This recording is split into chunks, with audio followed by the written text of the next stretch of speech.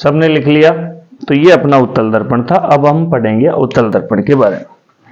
तो अगला पॉइंट डाल दो, अवतल दर्पण कोन केव मिरर, कॉनकेव मिरर। ठीक है, सबसे पहले आती है बाबू इसकी परिभाषा। परिभाषा लिख लो, ऐसा ऐसा दर्पण, ऐसा दर्पण जिसका, ऐसा दर्पण जिसका परावर्तक पृष्ठ धंसा, परावर्तक पृष्ठ धंसा हुआ हो,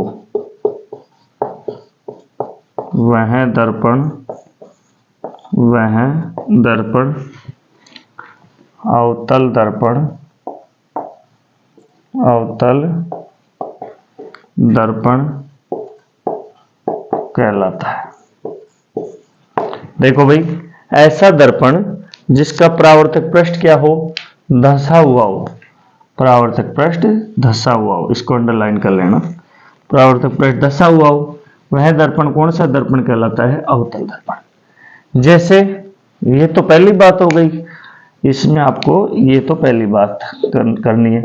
दूसरी बात, जैसे आकृति चित्र बता देता हूं, हम इसको कैसे समझेंगे। तो देखो प्यारे विद्यार्थियों, जैसे ये देखो, ये पॉलिश हो गई। अब ये भाग है ना, ये परावर्तक पृष्ठ है, यानी कि यहां लिख दूंगा मैं परावर्तक पृष्ठ। तो इसमें देखो ये परावर्तक पृष्ठ कैसा है, धंसा हुआ है। परावर्तक पृष्ठ कैसा है, धंसा हुआ अंदर की ओर। इसको वो ऐसे भी दे सकता है, यूं, इस तरीके से भी। अब अगर आप देखोगे तो यहां पर देखो, यहां भी परावर्तक पृष्ठ क्या है, परावर्तक पृष्ठ धंसा हुआ है। ठीक है, परावर्तक पृष्ठ क्या है, धंसा हुआ है। अब देखो बाबू, ध्यान दो, ये देखो, ये हाथ है। अब इस हाथ के अंदर जैसे मैं पानी डालूंगा तो बताओ इकट्ठा होगा कि फैल जाएगा, इकट्ठा होगा। इसी प्रकार से जो अवतल दर्पण होता है ना, इसमें प्रकाशीय किरणें क्या होती है, केंद्रित होती है, यानी कि फैलती नहीं है। जैसे उसमें तो क्या होता था, डाइवर्जेंट, ये है कॉन्वर्जेंट। यानी कि इस अवतल दर्पण को अभिसारी दर्पण इसीलिए कहते हैं कि यहां कोई भी प्रकाशीय किरण आएगी। देखो ये ऐसे है, तो यहां वाला यहां, यहां वाला यहां, तो ये अपने पास, ये देखो इस तरीके से यहां आने वाले यहां केंद्रित हो जाएंगे, यहां आने वाले यहां केंद्रित हो जाएंगे। उतार लो एक बार इसको।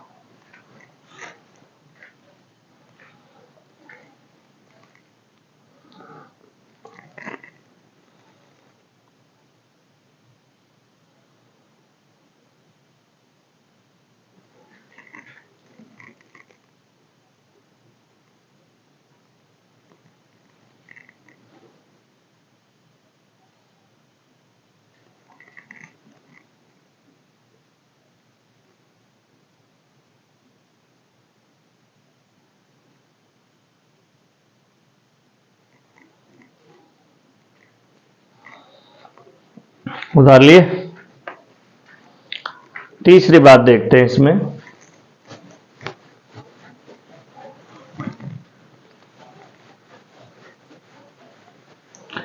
साथ में भी उतार लिया करो, जब मैं लिखवाऊं ना तब साथ साथ लिखते टाइम में बोलता भी रहता हूं मैं।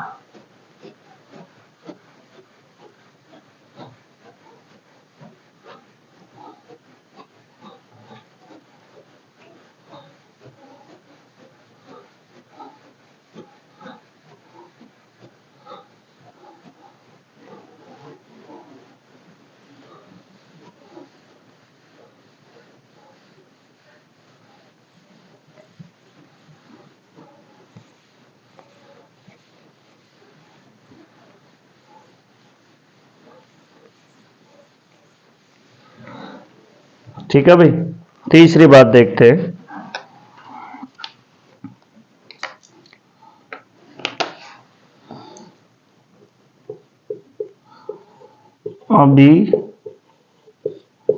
अभिसारी दर्पण, कॉन्वर्जेंट, यानी कि जो अवतल दर्पण होता है ना उसको अभिसारी दर्पण कहते हैं। क्यों कहते हैं इसका कारण देखो, अभी मैं आपको बता दूं, अभी आपने समझ भी लिया होगा। अवतल अवतल दर्पण को अवतल दर्पण को अभिसारी दर्पण भी कहते हैं, दर्पण भी कहते हैं। अवतल दर्पण को कौन सा दर्पण कहते हैं भाई? अभिसारी दर्पण। क्यों कहते हैं इसका कारण मैं बता देता हूं आपको। क्योंकि क्योंकि क्योंकि अवतल दर्पण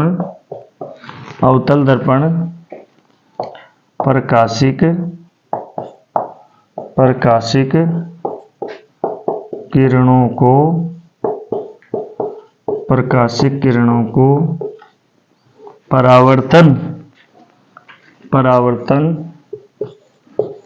के पश्चात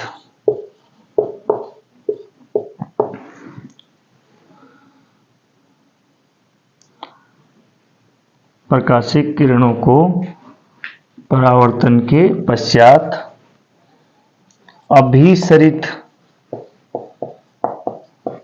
अभिसरित का मतलब होता है केंद्रित करता है। इसलिए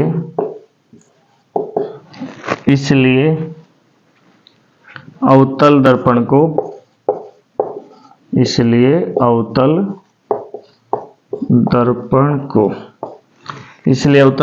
क्या कहते हैं भाई? इसलिए अवतल दर्पण को अभिसारी दर्पण कहते हैं।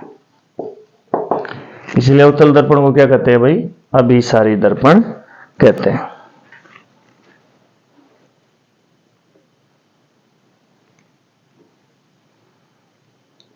ठीक है, क्या लिखा आपने? अवतल दर्पण को अभिसारी दर्पण भी कहते हैं क्योंकि अवतल दर्पण प्रकाशिक किरणों को परावर्तन के पश्चात अभिसरित यानी केंद्रित करता है। कैसे करता है देखो, मैं आपको चित्र के द्वारा समझाता हूं।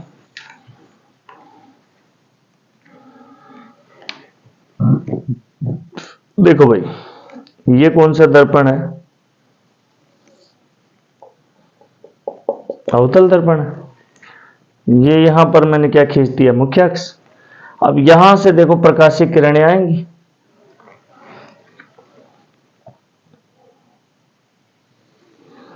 यूं बना देता हूं, प्रकाशिक किरणें आएंगी। यहां आने के बाद ये टक्कर से यूं चली जाएंगी और इस साइड से आने वाली यहां आएंगी और टक्कर के बाद में यूं चली जाएंगी। इसको बोलते हैं फोकस बिंदु। अब देखो यहां पर ऐसे समझो ये है, तो यहां अगर पानी की पिचकारी आएगी तो वो पानी यूं, और यहां अगर पानी की पिचकारी आएगी तो वो यूं, इस तरीके से है। यानी कि इसमें प्रकाशिक किरणें क्या होती है? केंद्रित, और अवतल में क्या होती थी? अपसरित। सॉरी, अवतल में तो केंद्रित होती है, उत्तल में क्या होती थी? अपसरित। जैसे उत्तल मैंने आपको पढ़ाया था ना, तब ऐसे ऐसे बताया था। यहां से आने वाली यूं गई थी और पीछे प्रतीत होती थी, यहां आने वाली यूं गई थी, यूं जाती है, यूं जाती है। और इसके अंदर क्या हो रहा है देखो, इसमें क्या हो रहा है? ये केंद्रित हो रही, इसमें क्या हो रही है? केंद्रित हो रही है। तो इसलिए अपने पास में जो अवतल दर्पण होता है, इसको कौन सा दर्पण कहते हैं? अभिसारी दर्पण कहते हैं। उतार लो भाई इसको।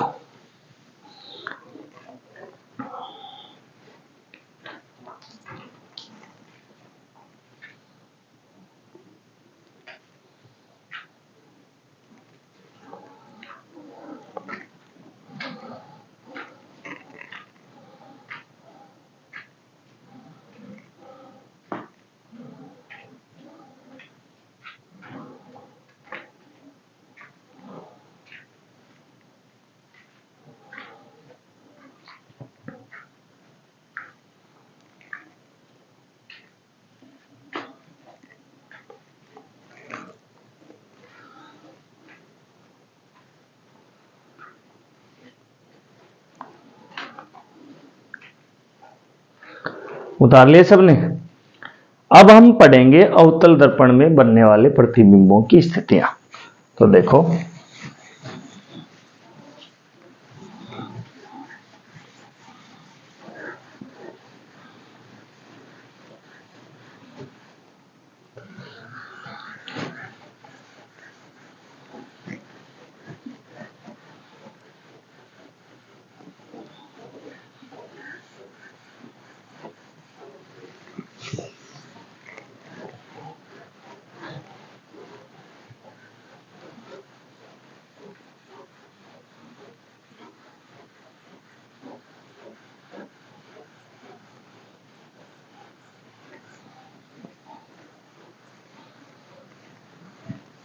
हेडिंग डाल लो, अवतल दर्पण में बनने वाले प्रतिबिंबों की स्थितियां।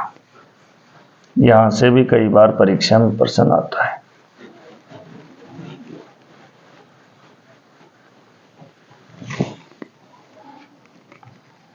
लिखो भाई,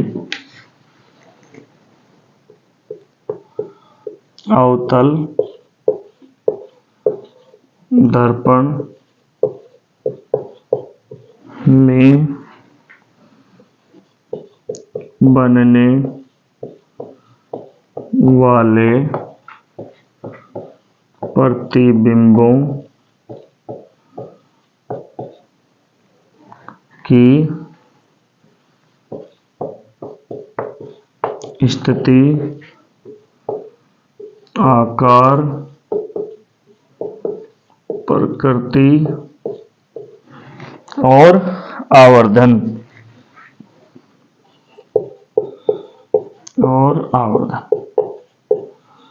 कैमरे में दिख रहा है क्या भाई? देखिए, देखना नहीं तो इसमें इंक और डाल लेते हैं।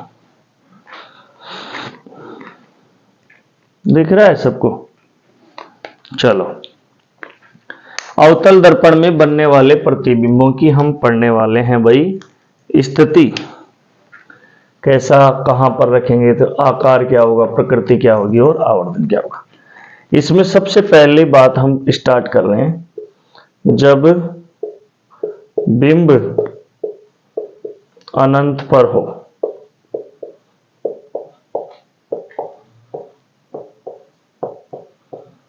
तो देखो भाई, अवतल दर्पण हो और ऑब्जेक्ट कहां हो, अनंत पर। तो देखो कैसा बनेगा, यानी कि इस तरीके से यहां बना देता हूं। ये अपने पास में अवतल दर्पण है भाई, ठीक है, और यह मुख्य अक्ष हो गया। तो ये अनंत है, अनंत पर बिंब है तो प्रकाश की किरण यहां से आएगी और यहां से टक्कर के बाद में वापस आ जाएगी, और यहां से आएगी टक्कर के बाद में यहां से यूं चली जाएगी, यानी कि एफ पर मिलेंगी। कहां पर मिलेंगी? एफ पर। तो अवतल दर्पण हो और बिंब अनंत पर हो तो इसका इमेज बॉक्स क्या बनेगा भाई? तो देखो प्यारे विद्यार्थियों, इमेज बॉक्स, इमेज बॉक्स अच्छे से समझना। देखो इसमें कहां पर बनेगा, तो आपको बताना है एफ, यानी कि फोकस बिंदु पर, फोकस पर, और दर्पण के सामने ही बनता है। इसमें आकार आपको दिख नहीं रहा है, इसलिए यहां पर लिखेंगे बिंदु नुमा, यानी कि बहुत छोटा बिंदु नुमा आकार में, इसके अंदर बिंदु नुमा। यहां पर ये बात हो गई आकार की। प्रकृति की बात करें तो ये प्रतिबिंब कैसा बनेगा? यहां पर देखो प्यारे विद्यार्थियों, वास्तविक किरणों से जो प्रतिबिंब बनता है ना, वो वास्तविक ही होता है, यानी कि प्रतिबिंब बनेगा वास्तविक और उल्टा। और वास्तविक प्रतिबिंब हमेशा उल्टा बनता है, सीधा कभी भी नहीं बनता। और यहां पर आवर्धन देखो बहुत छोटा बना है, इसलिए m लेस देन, ये आपको पिछले क्लास में पढ़ा रखा है, -1। यहां पर माइनस किसकी वजह से आया आपको पता है? यहां पर माइनस आया है वास्तविक की वजह से, यानी कि इसमें अगर हम देखो, यहां पर मैं आपको बताऊं, यानी कि ये जो बिंदु है ना, इस बिंदु के अंदर जो इमेज बनी है वो ऐसी उल्टी बनी है, और उल्टे के लिए मैंने आपको चिन्ह बता रखा है, वो कैसा आता है?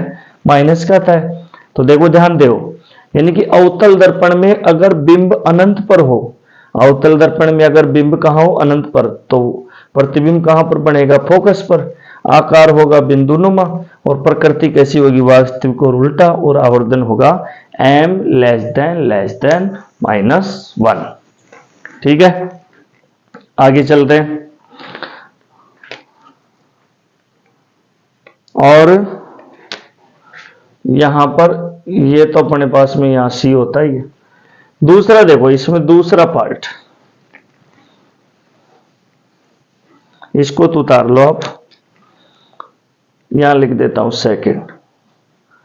अब देखो, अपन है ना, जो बिंब को सी से परे रखेंगे, कहीं भी, यहां रख दो, यहां रख दो, यहां कहीं भी रख दो, यानी कि यहां पर लिखेंगे दूसरी कंडीशन, जब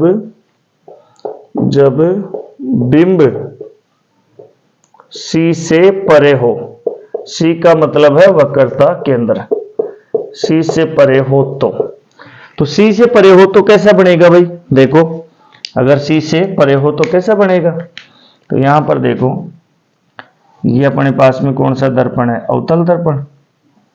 ठीक है, ये हो गया एफ, और ये क्या है, सी।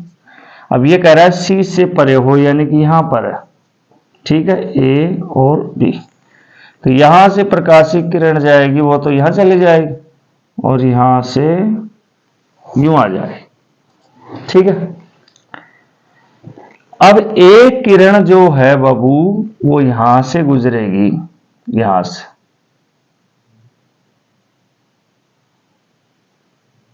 और वो सी से गुजरेगी, तो यहां पर काट दी, फिर यहां से टक्कर के बाद में वापस आ जाएगी। तो यहां पर देखो, प्रतिबिंब यहां पर बन गया। ठीक है, समझ में आ रहा है, बहुत सरल है। अगर सी से परे यहां रख दो, यहां रख दो, कहीं भी रख दो, और दर्पण कौन सा हो, अवतल, तो उसमें कैसा प्रतिबिंब बनेगा, तो इसका इमेज बॉक्स क्या बनाएंगे आप, इमेज बॉक्स, यानी कि हम बिंब को जो जो पास लाएंगे तो प्रतिबिंब दूर जाता जाएगा। तो आपको यहां पर बताना है प्रतिबिंब कहां बनेगा, तो आपको बताना है सी व एफ के मध्य। ठीक है, देखो, ऑब्जेक्ट तो इस साइड आ गया, और जो इमेज है वो इस साइड आ जाएगी। प्रकृति कैसा बनेगा, साइज की बात कर लेते हैं। तो साइज देखो, अपने को इसमें दिख रहा है ना साइज, तो साइज आपको बताना है छोटा, छोटा साइज में बना रहा है, देखो छोटा बन रहा है, यानी कि ए बी था, और ये हो गया बी डैश, ए डैश हो गया। और इसकी प्रकृति ये वास्तविक बना है, अपन को दिख रहा है वास्तविक। और देखो, ये तो सीधा था, और ये क्या हो गया, उल्टा। तो वास्तविक हमेशा ही उल्टा बनता है, ये तो रट ही लेना आप। और जो आवर्धन है इसका मैग्निफिकेशन, वो आपको बताना है m <<-1, और इसको कर दो डिब्बे में बंद।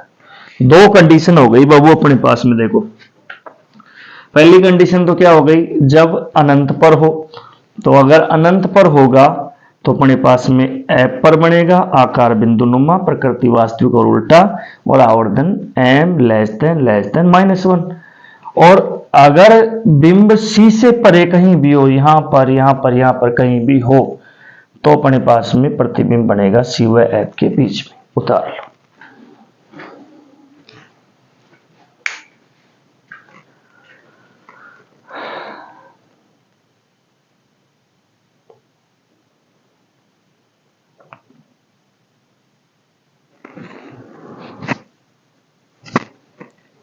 उतार लिए भाई। अगली कंडीशन देखो, थर्ड कंडीशन क्या आती है, तीसरी कंडीशन,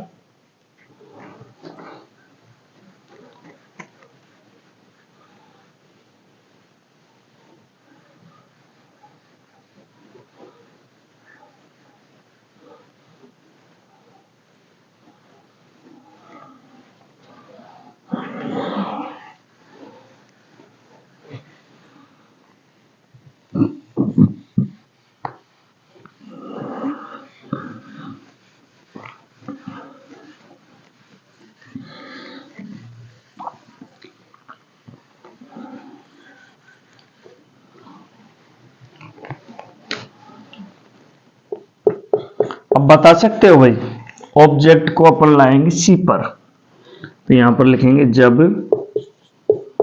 बिंब सी का मतलब वक्रता के अंदर सी पर हो तो, यानी कि ऑब्जेक्ट अब कहां पर है, सी पर। तो ये हो गया अपने पास में अवतल दर्पण, ये हो गया एफ और ये हो गया सी। अब ये कह रहा है भाई सी पर हो, कहां पर हो, सी पर, ठीक है। तो यहां से पहले विद्यार्थियों ये किरण जाएगी यहां पर और ये यूं आ जाएगा, ठीक है।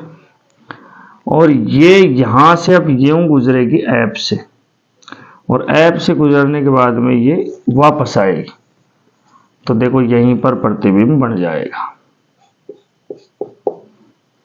ए बी और ए डैश बी डैश। यानी कि इसमें देखो गौर से देखना, अगर सी पर हो तो यहां से ये वाली तो ऐप से गुजरेगी और ये वाली यहां ऐप से गुजर के वापस टक्कर से आएगी, यानी कि इसमें इमेज कहां पर बनेगी, सी पर ही बनती है। सी पर हो तो सी पर आकार क्या होता है, बराबर, बराबर या समान बनता है, बराबर या समान। देखो ये था उतना ही है, प्रकृति वही, वास्तविक किरणों से बना प्रतिबिंब वास्तविक होता है, वास्तविक और क्या होता है, उल्टा, ठीक है। आवर्धन m इज इक्वल, यानी कि m बराबर 1 और 1 के यहां लगाएंगे माइनस, ठीक है भाई, m बराबर -1। तो जब बिंब C पर हो तो C पर होगा तो अपने पास में यहां पर C पर ही बनेगा, समान साइज का बनेगा, वास्तविक और उल्टा, और m इक्वल हो जाएगा -1। चौथी कंडीशन क्या होती है, अब बता सकते हो ऑब्जेक्ट को कहां पर लाएंगे, सी और एफ के बीच में लाएंगे, क्योंकि सी तक तो ले आए, किसका थे किसका थे, ठीक है भाई। देखो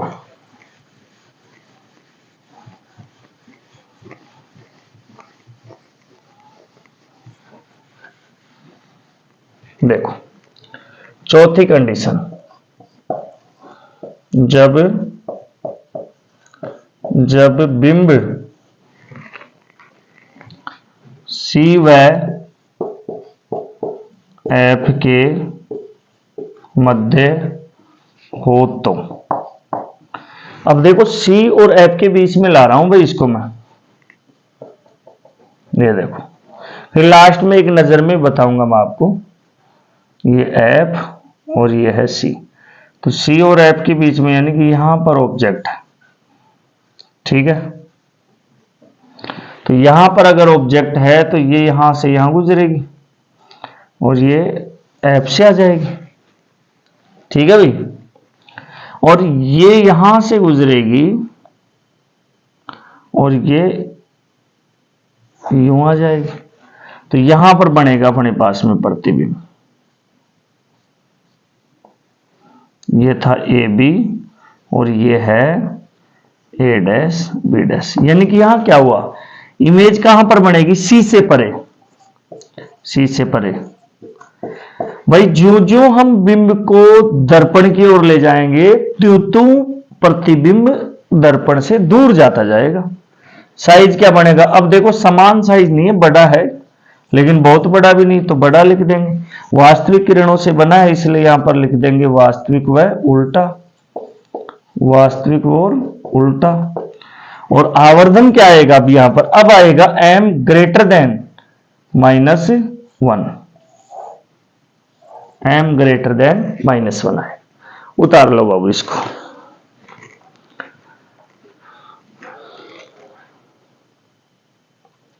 कितनी कंडीशन हो गई, 4।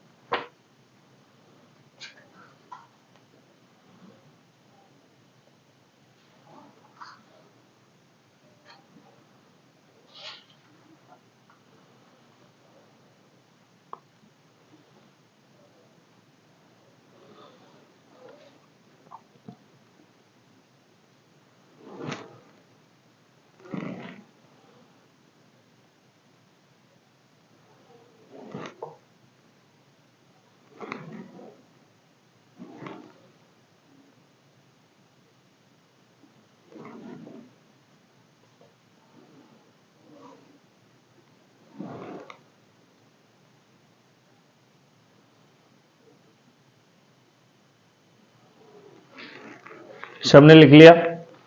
देखो इसको है ना, इस वाली कंडीशन को, वैसे ये कंडीशन गलत नहीं है, लेकिन इसको कई किताबों में आप ऐसे भी देखोगे तो आप ऐसे मत समझना सर गलत बता दिए, क्योंकि ये इस तरीके से भी आप देख सकते हो। देखो ऐसे, जैसे ये हो गया F, ये हो गया C, तो इन दोनों के बीच में था ना, ये ऑब्जेक्ट कहां पर था, F और C के बीच में, ये था ना C ये था। तो देखो यूं, तो यहां से ये वाली तो गुजरेगी, फिर यहां से F से, और ये है ना, ये यहां से यूं जाती है, और यूं जा करके फिर ये वापस, ये C है ना, C यहां लिख देता हूं, ये वापस C से गुजरेगी और ये यहां पर काट देगी। तो यहां पर ऑब्जेक्ट है, यहां पर प्रतिबिंब बन जाएगा, यानी कि उसमें भी C से परे ही आएगा, बड़ा बनेगा। वास्तविक उल्टा बहुत बड़ा तो नहीं है, बहुत बड़े की तो कंडीशन आएंगी m ग्रेटर देन -1, इस तरीके से भी हो सकता है। पांचवी कंडीशन आती है भाई यहां पर, पांचवी कंडीशन देखो,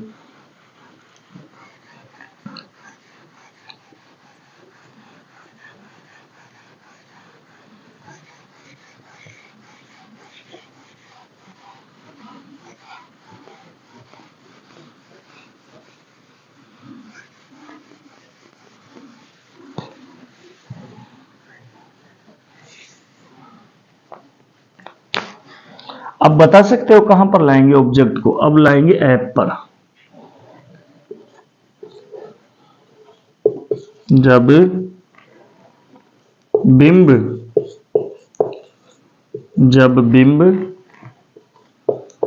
ऐप पर हो तो ये बन गया अपने पास में अवतल दर्पण, यानी कि ये बता रहा है कि यहां पर F पर हो भाई, क्या हो, F पर, ये C है, तो F पर हो, ये F पर, तो यहां से ये टक्कर होगी, तो टक्कर के बाद ये तो आ जाएगी, F से आ जाएगी, ठीक है बाबू। और यहां से ये वाली जो है, ये वाली, ये जाएगी यहां और ये C से गुजरेगी ऐसे। देखो अगर किसी को दिख रहा हो ना यहां पर, तो यहां पर बनेगा प्रतिबिंब। अब ये जो यहां पर प्रतिबिंब बना है ना, बड़ा बना है, इसको आवर्धित या विवर्धित कहते हैं। कैमरे में दिख रहा है क्या भैया, हाँ दिख रहा है, इसको बोलते हैं आवर्धित या विवर्धित। तो इसका इमेज बॉक्स क्या बनेगा, देखो, अरे यार अब की बार यहाँ इमेज बॉक्स को मिटा और दिया मैं, कहां बनेगा तो आपको बताना है।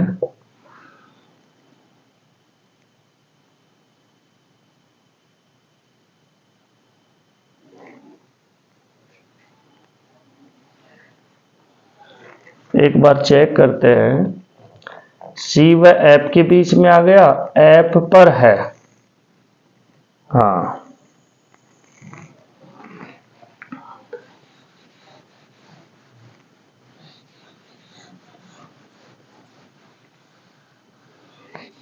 देखो भाई,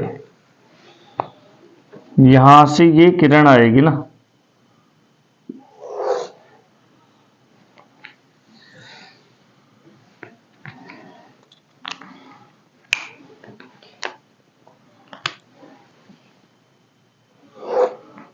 ये यूं जा रही है और ये यूं जा रही है,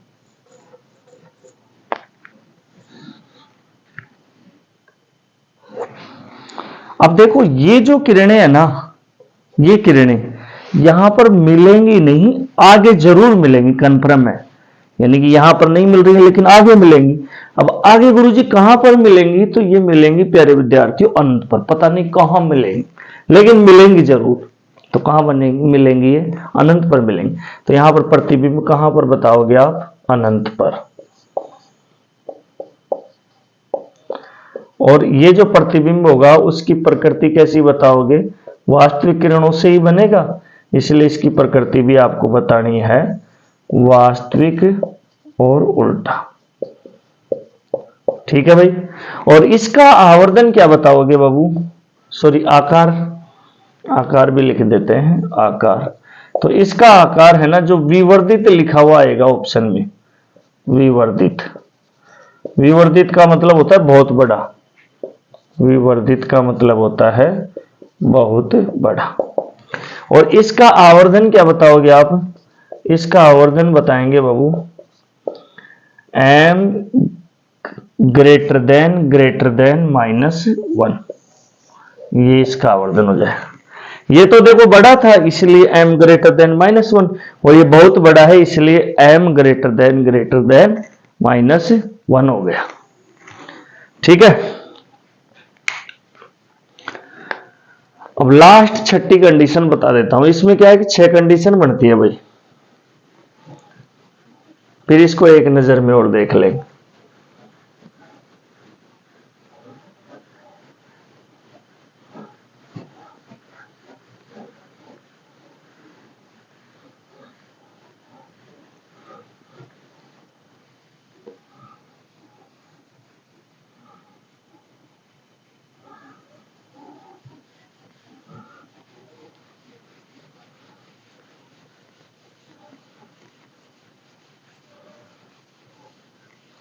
देखो भाई लास्ट छठी कंडीशन और देख लो। 6, जब बिंब F व P के मध्य हो तो F और P के बीच में हो, यानी कि ये ऐसे कह रहा है यह, ठीक है। और ये है बाबू F और ये है P, यानी कि यहां पर बीच में कहीं पर है, ठीक है। तो यहां से ये टक्कर होगी, टक्कर के बाद में ये वाली तो आ जाएगी,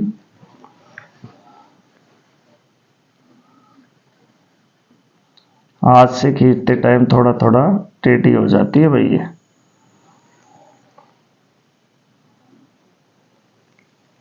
ये आ जाएगी, ठीक है।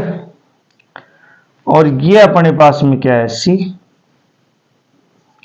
एक यहां से जाएगी और यहां से जाने वाली है जो इस तरीके से आएगी, यहां इस C से आएगी,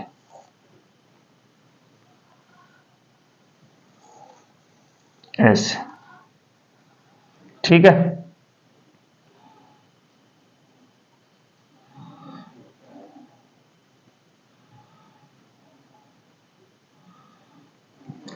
अब देखो कहते हैं ना राजस्थानी में कहावत, पूत के पैर पालने दिख जाते हैं, यानी कि ये दोनों तो कभी अनंत पर भी नहीं मिलेंगी। देखो मुंह खुला हुआ सा हो गया चिमटे की तरह, तो फिर ये कहां मिलेंगी, इसको और आगे बढ़ाओ और इसको और आगे बढ़ाते जाओ तो ये यहां पर मिल जाएंगे और यहां पर क्या बन जाएगा, प्रतिबिंब बन जाएगा। तो देखो ये कंडीशन वेरी वेरी इंपॉर्टेंट है भाई, ये कंडीशन। इसमें देखो इमेज कहां बनेगी, दर्पण से पीछे, दर्पण से पीछे बनेगी, ठीक है। साइज क्या होगा, बहुत बड़ा तो नहीं लेकिन बड़ा है। प्रकृति क्या है इसकी, आभासी किरणों से बना है अब की बार, इसलिए आभासी, और आभासी हमेशा क्या होता है, सीधा। देखो दिख भी रहा है आपको, ये तो अपने पास में ये बिंब था, ये हो गया प्रतिबिंब। इसका आवर्धन क्या आएगा, m ग्रेटर देन +1। अब देखो आवर्धन चेंज हो गया ना, ग्रेटर देन तो बड़ा के लिए और ये चिन्ह आ गया प्लस का आभासी के लिए। तो इस प्रकार से प्यारे विद्यार्थियों जो अवतल दर्पण होता है उसमें बाबू 6 कंडीशन बनती है, बहुत इंपॉर्टेंट। इसको एक बार आप उतार लो, फिर एक नजर में आपको मैं और बता दूंगा।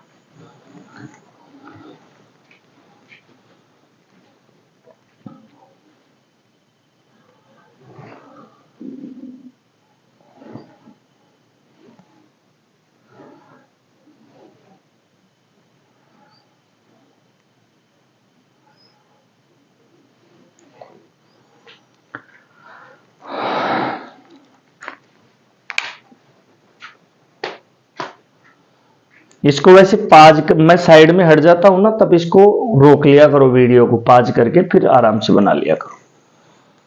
अब देखो इन सारी कंडीशनों को एक नजर में मैं आपको बता देता हूं।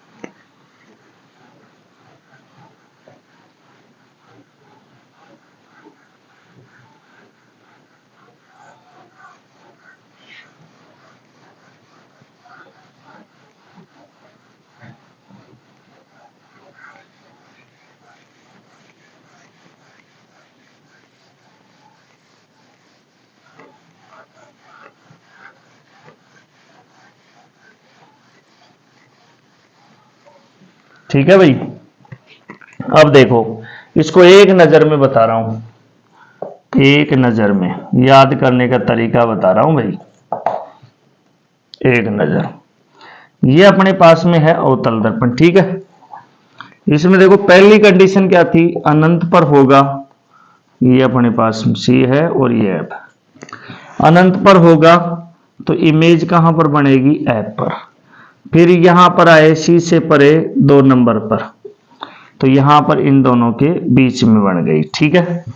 फिर अपन आ गए थे बाबू सी पर, तो सी पर आए थे तो सी पर ही बन गई थी, ये बात हो गई 3 नंबर। फिर अपन आ गए थे इन दोनों के बीच में 4 नंबर, इन दोनों के बीच में आए तो यहां पर बन गया था थोड़ा सा बड़ा। फिर अपन आ गए एफ पर 5 नंबर में, एफ पर आए तो कहां पर बना था, अनंत पर बना था, अनंत पर, ठीक है। फिर अपन आ गए इस P और F के बीच में 6 नंबर, तो यहां पर बन गया था इस तरीके से ये 6 नंबर। यानी कि इसमें अवतल दर्पण में 5 कंडीशन तो होती हैं, वास्तविक और उल्टा, वास्तविक और उल्टा प्रतिबिंब। देखो यहां से 1 2 3 4 5 6, यानी कि ये बनते हैं वास्तविक और उल्टा। एक कंडीशन में बनता है आभासी व सीधा, और एक कंडीशन में कौन सी में बनता है वो आपको बताया था, एफ और पी के बीच में। ऐसे एक नजर में अवतल दर्पण बनने वाले प्रतिबिंबों की स्थिति, आकार, प्रकृति, आवर्धन ज्ञात कर सकते हैं, याद कर सकते हैं बहुत बढ़िया तरीके से। मेरे विद्यार्थियों अपने दोस्तों को भी बताना, कोई अगर तैयारी कर रहा हो और उसके साइंस से रिलेटेड, जैसे 3rd grade, 2nd grade, 1st grade, lab assistant और भी अदर कॉम्पिटिटिव एग्जाम्स में, वो भी अपने जीएल खटाना एकेडमी ऐप पर जुड़े और एक बार पढ़ के देखे, आराम से मजा आ जाएगा और ज्वाइन कर सकता है कोर्स। देखो और कोई भी आपको डाउट, कंफ्यूजन कुछ भी हो तो इस नंबर पर 8741051442 यानी कि 8741051442 पर आप संपर्क कर सकते हो। व्हाट्सएप मैसेज किया करो, तुरंत आपको जवाब मिलेगा।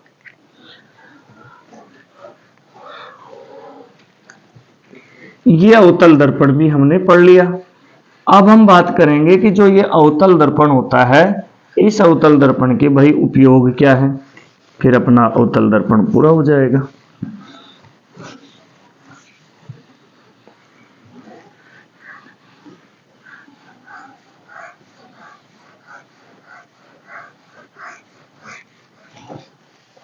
देखो भाई लिख लो, आगे लिखो, अवतल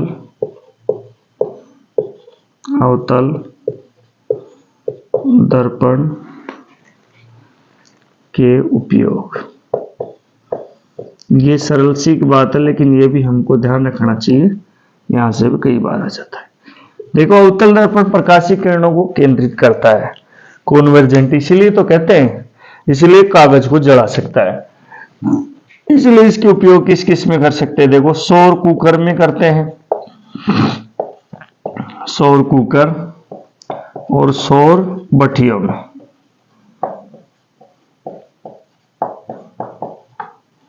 देखो, जैसे बाबू मैं आपको बताऊं, थोड़ा समझाऊं। जैसे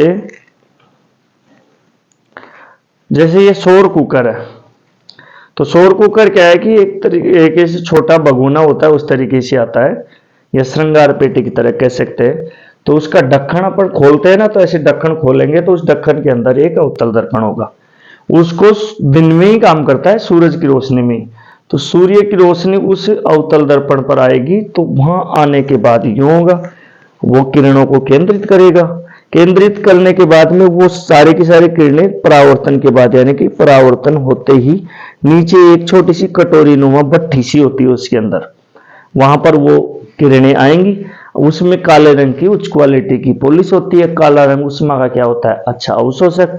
वो पूरा का पूरा किरणों को अवशोषित करने के बाद में कोई भी चीज, मान लो बाल्टी भर गई तो जलती है, तो उसमें पूर्ण रूप से उष्मा आ जाएगी, तो फिर उसमें से उष्मा बाहर निकलेगी और उसके ऊपर अपन चाय बना सकते हैं, चावल बना सकते हैं, छोटी चीज।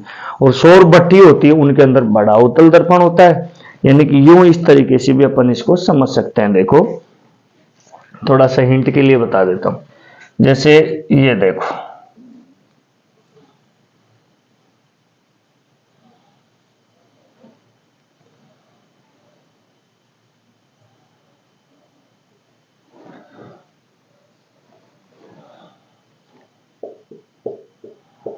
ये है सूरज भगवान, ठीक है। और यहां पर ये लगा हुआ है, यहां पर अवतल दर्पण। तो सूर्य की रोशनी जाएगी यहां पर और यूं आएगी, यहां जाएगी और यूं आएगी, यहां जाएगी और यूं आएगी। यहां पर इस तरीके से होती है एक भट्ठी नुमा, ऐसे इसके अंदर आती जाएगी। इसमें आने के बाद में ये सारी की सारी किरणें अवशोषित होने के बाद में यहाँ पर एक प्लेट सी होती है, इसके ऊपर अपन कोई बर्तन वर्तन रख लेते हैं और ये इसके नीचे से यहाँ पर आती रहती है। ऐसे सौर कुकर और सौर भट्टियों में। दूसरी चीज ध्यान रखना, दंत चिकित्सकों द्वारा दांत का बड़ा प्रतिबिंब देखने के लिए, किसी डेंटिस्ट होता है ना, जो दांत में कोई कीड़ा वीड़ा किसी को खा रहा हो, दांत में बड़ा प्रतिबिंब देखने के लिए, दांत में बड़ा प्रतिबिंब देखने के लिए, ठीक है। इसमें भी करते हैं। तो सौर कुकर में हो गया, सौर भट्टियों में हो गया, दंत चिकित्सकों द्वारा दांत में बड़ा प्रतिबिंब। डेंटिस्ट जो डॉक्टर होता है ना, उसकी टेबल पर ऐसे अवतल दर्पण होगा, तो ऐसे मुंह अपन करेंगे, दांत में कोई छोटी चीज है, कोई कीड़ा वगैरह या कोई भी प्रॉब्लम है, तो वो क्या हो जाएगी। अब सोच रहे हैं सर मूंछों कैसे कैसे करते हैं, आदत बनी हुई है। तो दांत में छोटी चीज को बड़ा देखने के लिए। तीसरा, यूं भी लिख सकते हैं अपन, ईएनटी डॉक्टरों द्वारा, ईएनटी डॉक्टरों द्वारा। ईएनटी का मतलब, ई का मतलब हो गया ईयर यानी कि कान, एन का मतलब हो गया नोज नाक, और थ्रोट यानी कि गला। तो नाक कान गला का जो डॉक्टर होता है ना, वो भी छोटी चीज को बड़ा देखने के लिए अवतल दर्पण का उपयोग करता है। और किस में करते हैं भाई अवतल दर्पण का उपयोग? बहुत सारे उपयोग है। एक आप देखो, दाढ़ी बनवाने जाते हो ना, छोरियां नहीं जाती है, छोरे जाते हैं। हजामत का शीशा, हजामत उर्दू का शब्द है, हजामत अरबी उर्दू, हजामत का शीशा। हजामत का शीशा का मतलब है शेविंग दर्पण। हजामत का शीशा यानी कि शेविंग दर्पणों में। तो हम दाढ़ी बनवाते हैं तो छोटी चीज को बड़ा दिखाता है, तो कोई छोटे बाल अगर रह गए हैं ना, तो वो दिख जाते हैं कि भाई कोई बाल रह गए, तो फिर नाई उनको ढंग से साफ कर देता है। तो सौर कुकर सौर भट्टियों में हो गया, दंत चिकित्सकों द्वारा दांत में बड़ा प्रतिबिंब देखने के लिए हो गया, ईएनटी डॉक्टरों द्वारा, और हजामत का शीशा यानी कि शेविंग दर्पणों के अंदर अवतल दर्पण का उपयोग किया जाता है। और किसमें करते हैं भाई अवतल दर्पण का उपयोग? और देखो, और यहां लिख लो पांचवा, वाहनों की हेडलाइटों में, वाहनों की हेडलाइटों में। वाहन होता है ना, वाहन, उसकी हेडलाइट, हेडलाइट, यहाँ पर देखो ये हेडलाइट बना देता हूं मैं, ये हेडलाइट, ये तो ये क्या है कि किरणों को केंद्रित करके सीधा पुंज भेजता है। तो आगे की अग्रदीप भी बोल देते हैं इसको, ऐसे भी लिख देगा वो एग्जाम में, वाहनों के अग्रदीपों में, वाहनों के अग्रदीपों में ऐसे भी लिख देगा। ये अपने को ध्यान रखना है। और अपने को क्या ध्यान रखना है, और कहां पर करते हैं भैया अवतल दर्पण का उपयोग,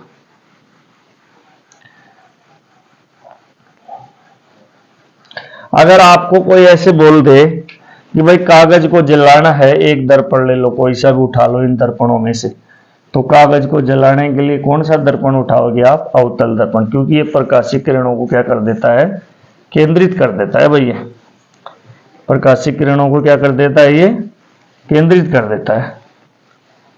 ठीक है, तो देखो यहां लिख लो, यदि दर्पण की सहायता से, यदि दर्पण की सहायता से कागज जलाना हो, कागज जलाना हो तो अवतल दर्पण का उपयोग किया जाएगा, अवतल दर्पण का उपयोग किया जाएगा। कौन से दर्पण का उपयोग किया जाएगा भाई, अवतल दर्पण का उपयोग किया जाएगा।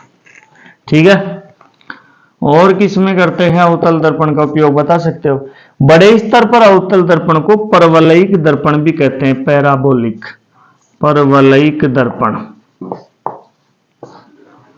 यानी कि यहां पर अपन लिख सकते हैं पैराबोलिक दर्पण भी कहते हैं। इस बात को यहां नोट डाल के लिख देता हूं, वो अवतल दर्पणी का ही रूप है। परवलयिक दर्पणों, दर्पण, परवलयिक दर्पण का मतलब अवतल दर्पणी है का उपयोग। देखो सिनेमाघर जो होते हैं ना, वहां पर मूवी आप देखने जाते हो तो पीछे एक प्रोजेक्टर पुंज मतलब एक दर्पण है ना, जो ऐसे प्रोजेक्टर पर पुंज डालता है, ऐसे किरणों को केंद्रित करके, कभी गौर करके देखना, जो सामने स्क्रीन पर सिनेमाघर में पर्दा लगा होता है ना, वहां पर पीछे से लाइट आती है, यानी कि वो पुंज आ रहा है, वो अवतल पैराबोलिक दर्पण बोलते हैं, उसकी सहायता से आ रहा है। और जैसे अब क्या है कि आपने देखा होगा कि बड़े बड़े जो क्लासरूम होते हैं, 300-400-500 बच्चे वहां बैठे रहते हैं, वहां पर आगे आगे बोर्ड पे गुरुजी लिख रहे होते हैं, तो पीछे वाले बच्चे को दिखेगा कैसे, तो पीछे वाले बच्चे को दिखेगा कैसे, तो बीच बीच में प्रोजेक्टर होते हैं, तो उनमें भी अवतल दर्पण की सहायता से पुंज छोड़ा जाता है। परवलयिक दर्पण या अवतल दर्पण का उपयोग प्रोजेक्टर, प्रोजेक्टर और सिनेमा, प्रोजेक्टर और सिनेमा घरों में किया जाता है। प्रकाशिक पुंज के लिए, प्रकाशिक पुंज के लिए। तो ये प्यारे विद्यार्थियों अवतल दर्पण के वेरी इंपॉर्टेंट उपयोग हैं जो परीक्षा में पूछे जाते हैं। उतार लो।